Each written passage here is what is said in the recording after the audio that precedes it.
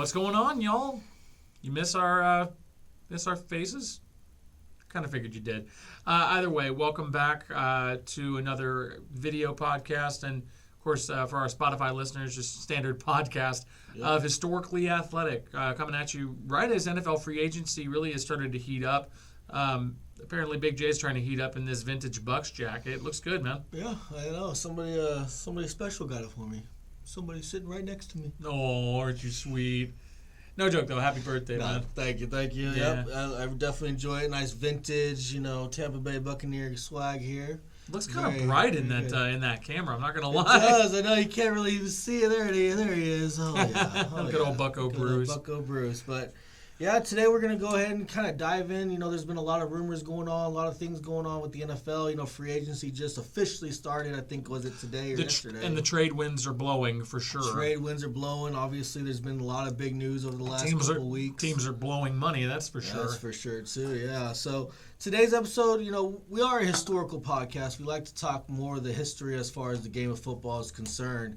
However, with everything going on with the new free agency starting up and all these trades happening, we kind of want to focus more on the present in today's episode, maybe even our next episode, and then we'll get back to our roots, talking about historical portions and things like that a little bit later. What we're going to be reflecting on specifically is kind of how the NFL has conducted its business when it comes to player trading, when it comes to player contracts, and specifically how things have kind of evolved over time. That'll happen in not this episode nor the next, but the one after that. So we just kind of wanted to give you a primer of kind of what to expect.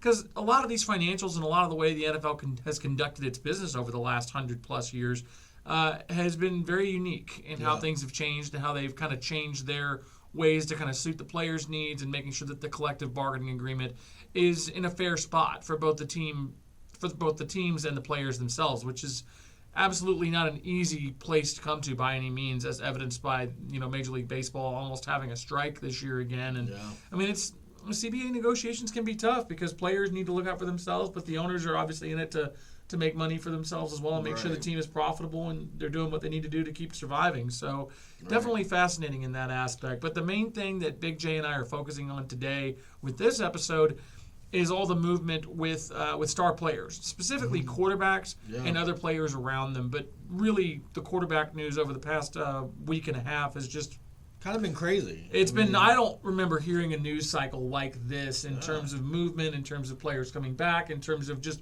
all the moving parts that are involved when it comes to really high-level quarterback play. High-level quarterback You're talking top 10 quarterbacks in the league easily. Yeah, easily. Especially, when we're gonna narrow it down to mainly four. We're gonna talk about the Russell Wilson trade to Denver, which was big news. Huge. Tom Brady returning. That was huge in itself.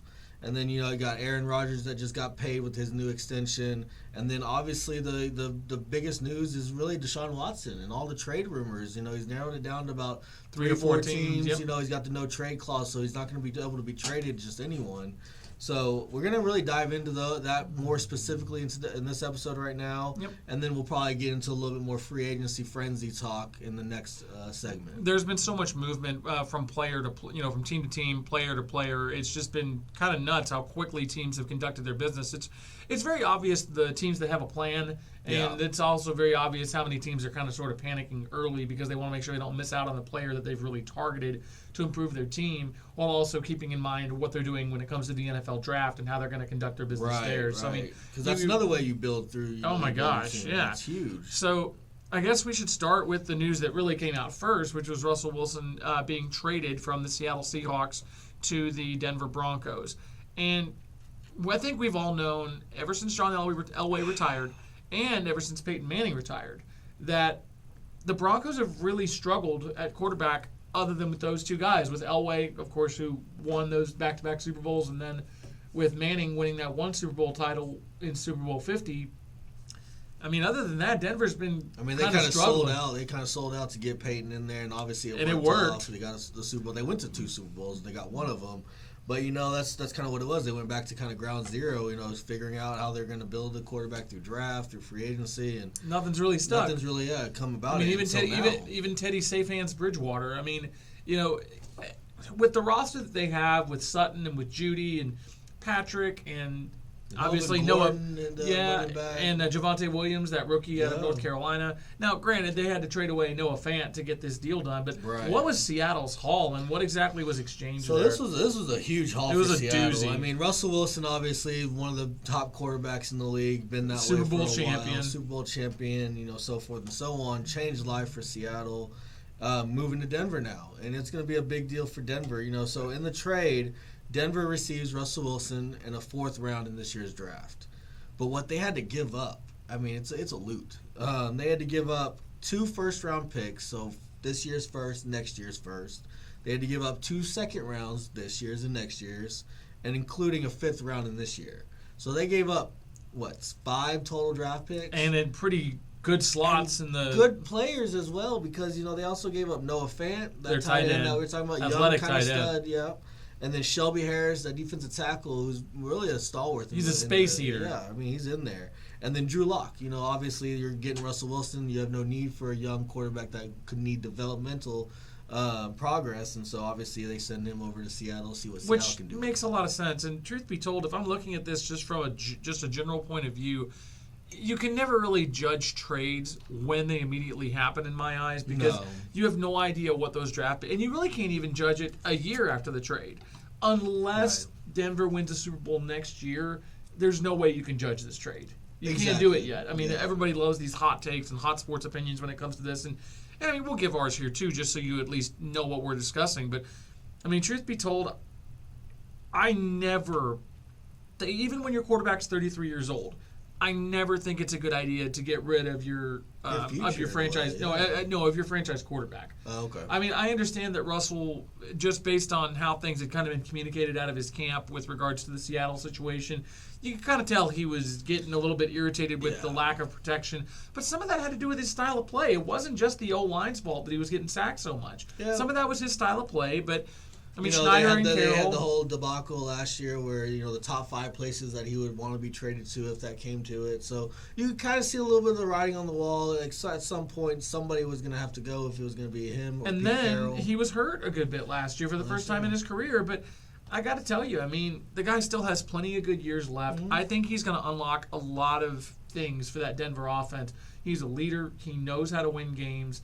I think going to a new environment is going to reinvigorate him in a lot of ways. And Denver is a great fan base too. They care. They're going to love it. I think he has going to be a lot of support in that area. I think he's going to have 4 to 5 really good years left. But remember, mobility is a huge part of his game and escaping the pocket, escaping pressure. So as he ages, which I imagine he'll age gracefully because he's not like some of the other scrambling quarterbacks. Man, they take care of themselves. They have. I look at him as a Drew Brees type in a lot of respects, but just with a little bit more mobility. Yeah. And I mean, Russell's incredibly smart. He's very accurate, but he is around the same height as Brees was. Yeah. So I mean, you kind of have to keep that in mind. He's a stockier build, but he works. Oh, he definitely he really works. He's a great leader for the team that he's going to be on, and especially going to Denver where they have all that young talent like we just discussed. Nurture it. The outside talent that they have in those receivers. Their defense is pretty darn good. That they're bringing in and setting up to move forward with. Denver could definitely be a good team. They definitely. But my goodness, that division. So you've got Denver with Russ. You've got KC with Mahomes. You've got the Chargers with Herbert. And the Chargers have gone all out in free agency, and we'll discuss that in the second episode that we're going to be knocking out today. But then you've got the Raiders who still have Carr and a new coach in McDaniels. And people knock Derek Carr all the time, and Derek Carr's a solid quarterback. He's top 12 in the league. He's a solid quarterback. He's very solid. He's always been hovering on that top 10, in and out maybe a little bit depending on. But the man can play. He can play. But all things said, if I'm just going to give a gut reaction, I say Denver's winning this trade just at the outset only because of the fact that they are gaining a Super Bowl champion that's still, I think, in his mid-prime years. Okay. I mean, it's like you just said a second ago. It's hard to really evaluate a trade when it comes to this many draft picks. Obviously, and this early. Yeah, obviously, off the bat, Denver wins the trade because they're getting Russell Wilson. But when you give up 2 firsts, 2 seconds, and a 5th round, that guts the depth of your draft. I mean, it depends on how Seattle drafts. I mean, that's what it's going to come down to. Like we said, in about 3, 4, or 5 years, Which slots are they going to be? Exactly. Who's going to fill those slots, and how key are those players going to be to Seattle's success? Well, but again, if you're talking about Denver, and say you're drafting in the mid to late 20s, aka you either won the division or you get in the wild card spot and make a run in the playoffs.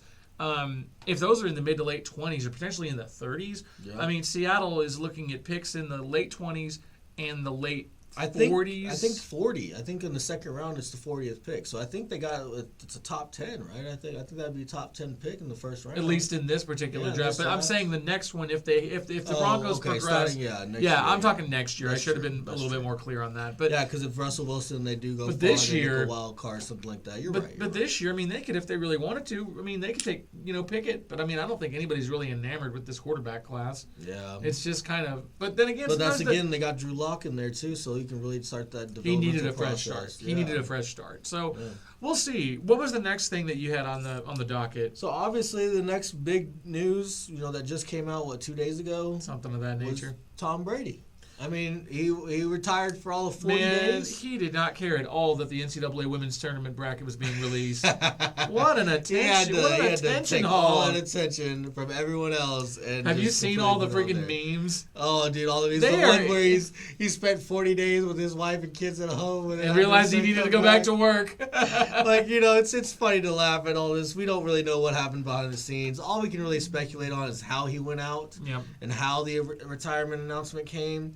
And, Tom Brady is one thing that you kind of see. He's a sore loser. I mean, in truth, he didn't want to go out like that. He didn't want to go out like that. Getting knocked out. He probably should have just retired after winning the Super Bowl in Tampa's home stadium. I was shocked that he came back in some respects. Right. Like, but how you get can on you that top high. that? You get on that high that you want to come back. Let's run it back. Go back. What high are you talking about? About before or after he chucked the freaking trophy across a boat and then stumbled out of the freaking boat after I want that T-shirt. Have you seen that one T-shirt, the parental or the explicit content? I want that so bad. I find like he's a little bit more personable when he seems like he's a bit more human. More human, and that could definitely just been the environment that Bill Belichick's created in the Patriots. Yeah, but also he's older. He's in his 40s. He's older now. He's having more fun with it, so forth and so on. But bottom line is he's a winner, and he wants to go out winning. That's what I would assume, right? And so in doing so, he returns, and that's big news for the Bucs. I mean, it takes them from possibly rebuild types years where we're losing, possible free agents and things like that. And with him returning, it keeps the core together. Ryan Jensen will get into free agency and all that stuff, but that made Ryan Jensen our center, top tier center. You wonder if Ali Marpet comes back now. He did. He said that his agent was actually on record. I forgot what article it was. I forget the source of this, but I remember him saying that it definitely made it harder for Ali Marpet to stick with his retirement, but he is sticking with his retirement. Good for him. I think the article had said something like where he's going back to school to get his master's, and he already bought a backpack. Like they were joking, like that's he was committed to that. Good for him. That's awesome. That's good awesome. for him. He gets to leave the game hopefully with his health intact, and he's a millionaire. Right. And he gets to take care of his family for the rest of his life. Right. And obviously, he came out of Bogart. Well, his story was unbelievable. One of the highest draft picks ever from that. Like D3 or something like that. Yeah, so it's a really neat story. He was a great player throughout his career too. So I loved it. It's very sad that we're losing him in that regard. But like I said, at the same time, when you have Tom Brady returning, you're going to be able to retain some of these players that are needed. You're going to possibly get other players' interest to come and play with the GOAT. And we'll go through that obviously in the next episode. But what did you have next? I know that the Brady news was humongous, but what was the next thing? I think it was the pack attack.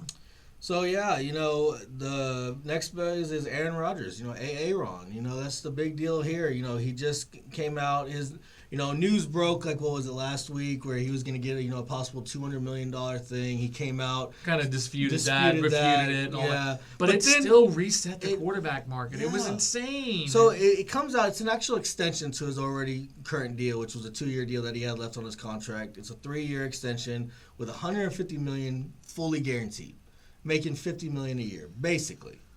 I mean, completely resets the QB market. Highest paid player of all time. I mean, he got everything he wanted. I mean, I feel like I have no speculation here. He called their bluff. It's one of those things. Ever since they drafted Jordan Love, he's kind of had the Packers by the balls. I mean, it really is that way. It's they want to win now for one Super Bowl championship. 12 years ago. Yeah. I mean, Did you watch him in that playoff game against San Francisco? I did. And what did he do? Nothing. No, what I mean is he zoned in on Davante and didn't use the other weapon. He panicked. Well, it's one of those things, you watch it, you watch him. I know the weather wasn't great, but he still. does great. Obviously back-to-back MVP. Throughout the season, he's a fantastic, once-in-a-lifetime type of quarterback. There's always a but, though. And they always say they want home field advantage. They want the playoffs to run through Green Bay, that cold in at Lambeau. But people have run through Green Bay. And people ran through it. The Bucs did it 2 years ago in the NFC Championship. Then the Niners just did it. The Niners just did it, running over them. And it's like, how are the Rams Super Bowl champions? You get hot. You get hot when it matters, and that's they what it is. Almost fumbled it away against Joel. They did, and then Cooper Kupp and friggin' Cooper Kupp had a season for the ages. You got to give him his. You got to think. With going back to Tom Brady, you got to think that really had to crawl up his butt regarding to he brought us back. The second half we're down with 20-something points. We come back to tie it almost, or to tie it. And then we lose on that last second, just deep shot up the middle to Kupp. Antoine Winfield bites a little bit, and the rest is history. I mean, it is what it is. It is what it is. But that's the thing. Cooper Kupp established himself as a top 3 receiver in the league, and it's not even debatable anymore. He won Triple Crown, everything. I mean, where would you go? Because that kind of leads into our next point with Davante Adams. You'd probably say Davante. You'd say. Davante is definitely who else top tier. Who else receiver. Who is in that top 3? Who is and Reek and the Cheetah? See, to me, Reek is an obviously fantastic receiver. But he relies a lot on his speed. I mean, that's what it is. And it works. It works. But I think of a receiver as somebody that can go up, get the ball, every time. The ball's thrown to him, he's gonna go up, he's gonna get it, he's gonna dominate. I really liked the way A.J. Brown showed out last week or last year, towards the end of the year when he wasn't hurt. That's the type of receiver that you really want, is somebody that's going to go up over the middle, get the ball, going to be very reliable in the hands, and that's what Davante Adams is. And with that new deal that Aaron Rodgers just signed, it's like, are they going to be able to keep Davante? Because Davante's he's not about the franchise tag. He's not. You don't think he'll play on it? He came out and said he's not going to play on it. How are they going to afford them then? So that's the thing, is he wants to be top tier. I think DeAndre Hopkins is making top dollar right now at like $27 million a year. And I'm going to be honest, he isn't worth that anymore. The injury really hurt him last year. I mean, DeAndre Hopkins is top tier, but did we really not discuss the whole once you get a hammy? Receiver is hammy. And running backs that catch the ball out of the backfield like C-Mac. Yep. I hope he gets back to his best, but it's obvious that D-Hop is not the D-Hop of Houston in 2 or 3 years ago. He's not. He's not. He was top 5 in the league at that point. And Davante, that's the one thing about Davante. He keeps his head down. He goes to work. He takes care of himself. He's tough as nails. And he's used. He's utilized very, very much so. One of the most obviously utilized receivers in the league, especially over the last couple of years. And, that's the thing is, will Aaron Rodgers' deal hinder his return? Because the Packers are in win-now mentality. They are in the win-now motel. Yeah. They definitely are. It's a win-now motel. And if you can't bring back Davante, you're not winning now. I mean, that's just the truth of it. So it is very interesting how Aaron Rodgers' deal does affect these things. Aaron Rodgers obviously deserves everything that he's getting because, you go back-to-back MVP. He is a Super Bowl champion. But there's always a but. There's always a but. He hasn't had a ton of playoff success in recent years. I mean, they've choked. They've choked a lot. The NFC Championship games, so forth and so on. And it gets to my point. Round. It gets to my point, too, talking about, he had to beat the Cowboys in those 2 years. That was when he still was on his game, I suppose. Jerks. Right. Right. Oh, man, the catch. You mean the catch that was a catch, but they didn't call it a catch? It was a catch. But that's what I'm getting to is my next point is, talking about how Aaron Rodgers and Tom Brady are very different as far as how they've attacked, how they've gone as far as getting their money considering. Yeah, but Aaron didn't marry Gisele Bundchen either. No, that's a huge factor. I'm very, very sure it is when Tom Brady doesn't necessarily need to have that. I think Tom might actually care more about winning than Aaron does. If I'm being totally blunt, I think Aaron.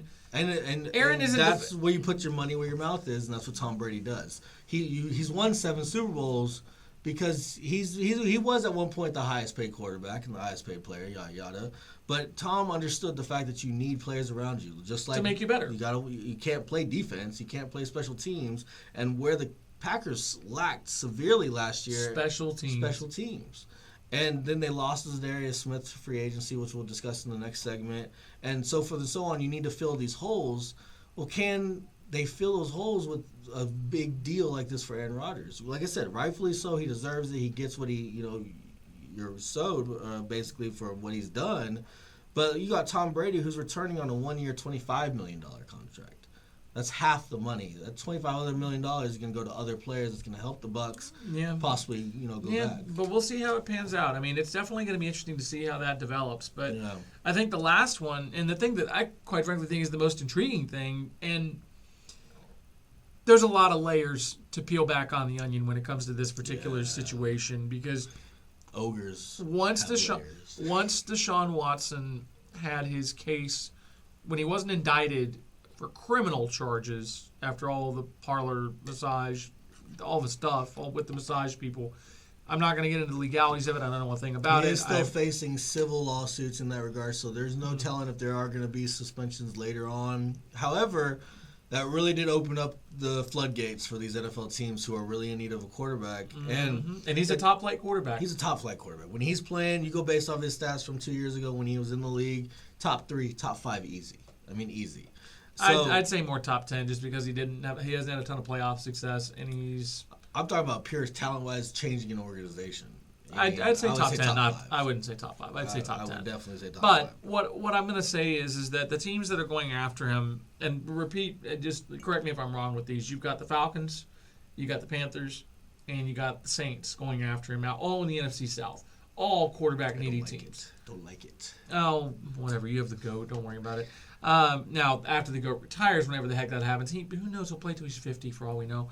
But you've also got the Cleveland Browns that are interested, and Baker Mayfield put up that letter to the fans saying whatever happens, there's a lot of uncertainty. Well, I don't know what's. That's a whole nother discussion right there. It is. The Browns have kind of alienated Mayfield there. He's not going to play for them. Regardless of what happens with Deshaun Watson. No. Regardless of what happens. Then who would they get to replace him? They're going to have to find somebody. I mean, the whole point with the way that went out, because obviously Carolina and the Saints have been kind of long front runners for Deshaun Watson. They've showed the most interest. They've been publicly known that that's who they want. And then, of course, the Falcons being the hometown market. Well, Cleveland kind of jumped in there right after because it was reported from NFL when I was listening to NFL Network and then listening to some of those FS1 analysts. They were talking about, those aren't analysts. Those people just have opinions. Deshaun had returned, back to Houston from just visiting with the Saints, and the owner, I can't remember his name for Cleveland right now, sent his own private jet, met him at the airport. Jimmy Haslam. Sent his own private jet, met him there. Obviously, it's a public thing when you're going to send your own private jet to go meet Deshaun Watson, who just got off the plane from meeting the Saints, and you're going to want to go talk to him. That's why Baker put out the message. That's why so forth. That's why there's no way they can go back to Baker. The type of player that Baker is, very emotional player, chip on his shoulder type player. He is not going to play for Cleveland after they publicly are going after Deshaun Watson and putting him as one of the possible lists that would be on that trade block if they did go get Watson.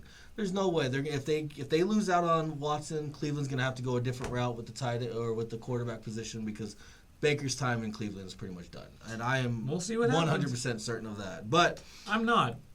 I'm just not. I understand your perspective on it. I totally understand where you're coming from there. I'm not gonna close the door on Baker coming back to the Browns if they don't get Watson. If they get Watson, then that's a big fat duh. Obviously. But the other thing too is like you were just saying, the Falcons kind of ended up coming up as a surprise team. Just they've still got Matty Ice. They still got Matty Ice, but that would obviously be in a trade to go to Houston. That really does entice Houston. Now, obviously, with the no trade clause with Deshaun Watson, he ultimately gets to choose where he's going to want to go. But if they go to Atlanta, he is a hometown. That is hometown for him. It's a much larger market. You pair him with a young stud in Kyle Pitts. And then they can really kind of build. Such a shame that freaking Calvin Ridley with his mental health problems and then the gambling thing. I mean, that whole thing is crazy to kind of jump into. Process. But that's the thing is, in my opinion, the Falcons seem like probably the best fit. Just because one, it is home field, hometown boy, things like that. the market there for outside NFL money when it comes in endorsements, everything of that nature. Atlanta's it's going to be market. there. Atlanta's a big market. But at the same time, I mean, I think Carolina's a bit of a sleeper there. I think so too. Because, he went to school at Clemson. Mm-hmm. Obviously, Clemson There's is some not Clemson ties to that organization. They're not too far from there in Charlotte. But all things said, it's I truly think that his best option, at least in my opinion, he's got two places he really should go. And it's Cleveland or it's New Orleans. And New Orleans is a little bit of a homer for you in a way. In a way. I mean, I'm not a Saints fan, if you will, but I've got, obviously I've got ties to New Orleans with my wife's family and everything, and it'd be cool to see the Saints bridge, in between, the year without Breeze and then going to Deshaun Watson. That would re-energize them in a big way. Even with Sean Payton, leaving the Saints, and even with, Breeze retiring. I mean, even with the Alvin Kamara situation hanging over them, I think Watson would be a great fit in New Orleans. I think his personality would go over well with the fan base there. I think he'd love living there. But I could also see the appeal of going to Cleveland because both those teams have really solid offensive lines. Their roster construction in general, they both have drafted pretty well and done pretty well in free agency, all things considered, over the last 3 or 4 years. Yeah. And I guess the rub is, what division do you want to play in? Do you want to play in the NFC South, where you have a little less barriers to being good other than the NFC Bucs? Altogether? The NFC just doesn't have the same quarterback depth that it used to. The AFC, and especially the division that the Browns are in the I AFC. would stay away. Steelers, I would stay away from the AFC North if I were him. But I can understand why he'd want to go to Cleveland because they really are building a nice roster there, and they have for a while. Yeah. The only problem with that now is Landry's not going to be there. OBJ's not there anymore. At least they did trade. They did trade for Amari Cooper. But the other thing too that was kind of reported in this whole ordeal, if he does go to Cleveland, it's going to take multiple firsts. Obviously Baker, and then Kareem Hunt was another one, which is your main receiving back for quarterback. But the thing is, Nick Chubb could handle that load. But Nick Chubb also had injuries in college, and you really, as tough as Nick Chubb is, and he's a tough son of a gun. He's a great running back. But in order to limit the amount of hits on him, it's really good to have Kareem Hunt in there as a change of pace. And if something does happen to him injury-wise, which has happened a decent bit, if he's dinged up, then Kareem Hunt can go in there and produce exactly how you would expect a top-flight back to produce, especially in that run-heavy offense that Stefanski runs. And to me, the flip of the coin is, I think Atlanta is the number one spot. Because of the growth potential. Because of the growth potential. You got a young stud in Kyle Pitts, like I mentioned. They can really create a chemistry together. You can... Who's he going to throw to? That's the thing. You can bring in other receivers. You can bring in offensive line. You can build around it. He doesn't need to go to a place where he's going to win now. But he's going to give him an ability to go to a division in which, next year Tom Brady may retire again. And then who the Bucs have? Who do the Panthers have? But here's the question, though. Do the Falcons have a defense? Do the Falcons have pass catchers? You kind of have to trust the organization's overall view in terms of improving the pieces around you to really commit to something like that. Whereas in Cleveland and New Orleans, they've already proven they can put decent defenses on the field, and they're going to surround you with playmakers. I know that's not quite the same in New Orleans, considering the Michael Thomas drama and the Alvin Kamara problems.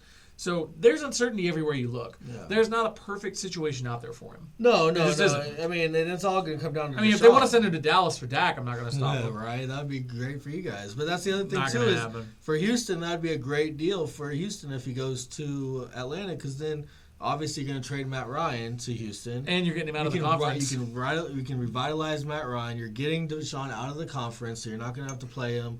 And then at the same time, you can get a veteran quarterback into Houston, hopefully change that culture, because the culture obviously has not been very well in Houston. Great shape. And so there's a lot to factor in there. If I were a betting man, I say he goes to Atlanta. Cleveland does offer a lot of enticing atmosphere, but that division. And then you got all the young stud quarterbacks: Patrick Mahomes, Herbert, Josh Allen, Burrow there. And Burrow's in the division. They just went to the Super Bowl. Is that something that Deshaun's going to want to really try to fight through to get, to the point make his legacy? Make his legacy. But then you also don't know what's going to happen. But you also don't know what's going to happen with suspensions and stuff. I mean, it's a risky game that these teams are playing. But I don't think they'd be going in asking for this trade to happen if they had not gotten some type of assurances from the Watson camp. Some type of understanding. But what's going to happen. But we'll see how it shakes out. But We've covered 4 really big topics. Yeah. This has obviously been interesting to kind of go back and forth on where we think things are going to land, what reactions we had on it. But this is part of the reason why the NFL offseason is fun, because you never really know what to expect. And I mean, remember earlier in the season, I was like, man, could you imagine Russell Wilson in New Orleans? And, that was before Sean Payton decided to leave. That's before so many dominoes fell. Now, my goodness, I mean, getting Deshaun Watson in New Orleans would be an upgrade over Russ. For sure. Just because of his youth compared to Russell. I would overall. And talent. Overall, it would definitely be an up to that. That's the thing, is wherever Deshaun ends up going, it's going to revitalize the franchise, it's going to revitalize the fan base, and you're gonna have a great top-tier quarterback for years to come. To build around. Exactly. And when you have one of those... And that's the thing, is he already got paid by Houston, so the contract goes with him. So it's not like you're going to have to worry about a contract. You already know what you're getting with him. It's just going to be a matter of a couple of years where you're going to have to restructure the deal, or if you're going to sign him to a bigger contract. Or if you want to change his base salary to like something tiny and have his, bonus or a signing bonus to move the cap hit down if you need to. There are ways to structure it that would make sense, but it'll be fascinating to see where he goes and if this development actually gets some crystallization and some finality in the next week or two, next couple of days potentially. Right. But again, thank you all for watching. Thank you all for listening to Historically Athletic. We hope you enjoy the content. We hope you enjoy our banter, and we appreciate you guys taking care of us and listening to us, and we hope you all have a wonderful, safe, and happy week. Yeah, thank you guys. Check out our next segment where we're going to really dive into that free agency of what's kind of gone on and talk a little bit about the salary cap, where we'll end up leading into our next week's segment, which is going to be much more historical based in that regard. Yep. Appreciate y'all. Have a great week.